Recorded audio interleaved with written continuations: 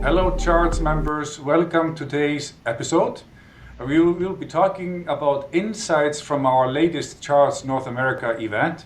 And we are joined by longtime Charts supporter Rob Cantrell. He's the CEO of Atlantic Energy, and he's going to reflect on last month's North American event that we held at CPS Energy in San Antonio. Rob, really great to have you on the podcast. And this is becoming a fun tradition that we meet yearly on a podcast to dissect what happened at the North American Charts event. So welcome. Thanks, Fridrik. It's great to be here. And the conferences just get better and better every year. Thanks for saying that. We've never had such a tremendously good feedback as this one. So it's catching on, and I'm glad to see that. But how did it feel being at Charts San Antonio this year? Well, I thought it was great. I think there was a ton of energy, excuse the pun. It was almost like a hum in the room. There was a lot of really interesting speeches, and it was just really high energy, lots of ideas, very fast moving. San Antonio is a regulated market with a monopoly utility there, but CPS was wonderful. And I was so surprised to see kind of their approach to the market and marketing, and they were wonderful hosts. I just think overall, just a wonderful feel the entire conference. I wholeheartedly agree how great CPS was. The facilities, the city, and the people. So they gave it a lot of color. I enjoyed it. So from a content perspective, or looking back at what was discussed there, what are the three key takeaways that you keep coming back to? Three key takeaways. So I really enjoyed the nuts and bolts sessions. I think they gave concrete, real world examples. So the session on podcasts and LinkedIn, which is very apropos to this conversation, right? I thought that was extremely helpful. In fact, I wish I'd been recording it. That session, I had more than 3 actionable items that I brought back from the conference, just on how we present ourselves to other businesses, how to get followers and traffic via podcast or via LinkedIn engagement, that type of thing. And then the last thing I would mention is that surprisingly at the conference, I reconnected with an old sales channel that we used to use, and we already set up a follow-up meeting. So usually I look at the conferences as more as education and networking, but I'm starting to see some real business development take place now, especially at this last one. Great that you say that. I'm very happy. And of course, I'm glad that we are able to provide the ROI in terms of business. But you go to conferences for content and for networking. And when the networking part leads to business, that's of course ultimate. So I'm glad to hear it. I was conflicted during the event because at one point there were 3 things going on, and you can only be in one place at one time. You got to bring more than one person, more than one person from your company there. Yeah. What my goal is to try to provide value to people, and I'm glad that in a small way I could do it there. But if you were thinking back on those conversations that you were having there, are there any that made you pause or even challenge the way you think?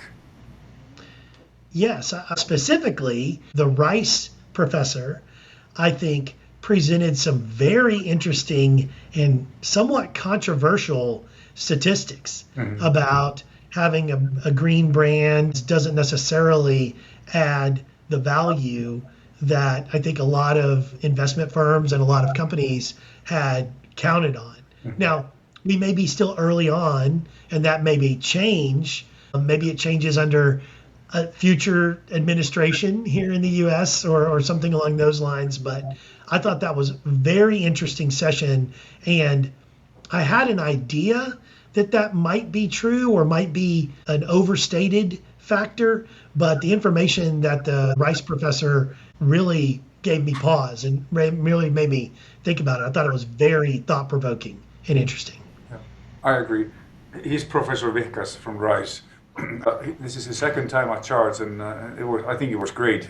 I got a lot of good feedback on his talk. To follow up on that, are there any leaders or other speakers who really stood out for you? No one really stands out. I think Brittany did a really good job mixing it up a little bit with her panel about two truths and a lie. So that kind of stands out as kind of a unique way to do that panel. And there was really no panel that I sat through and was like, oh boy, that was boring. Everyone had pretty intriguing things to chat about. So I like 2 thumbs up on that. Again, I agree with you. Brittany did a fantastic job in the moderating part. I was impressed. So if I were to ask you to sum up in one sentence Charts in San Antonio, can you create such a sentence? I did. I jotted one down. I came up with bright and engaged, forward-thinking people sharing solutions to tackle marketing challenges. Very good. That's a good sentence. Thanks for that. So you're CEO of a company going to a conference about energy brands. It's not branding, but brands. What message do you have to your peers who are also CEOs of energy companies? I came up through the marketing and sales side of the business, right? So it's something near and dear to my heart. So I always have a marketing lean. But if there was a CEO that didn't, the thing that I get out of the conference is to see that marketing and branding needs to be in the boardroom, right? It needs to be in the overall company plan. It can't be something that just stays in the marketing department because you'll never get a payback for all the efforts that you do. Don't think of branding as a cost center. Think of it as a revenue generating center, as good brands will go right to the bottom line and increase your profitability of your company. Great answer. What agenda would you like to see us cover next year?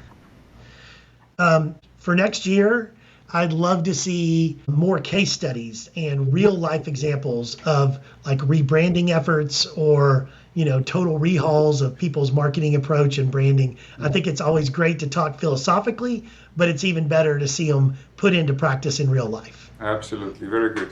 Very good last words, Rob. So on behalf of the Charts community, we really appreciate everything that you brought to Charts to date. So thanks, Rob. Thank you, Dr. Larsen. It was a pleasure.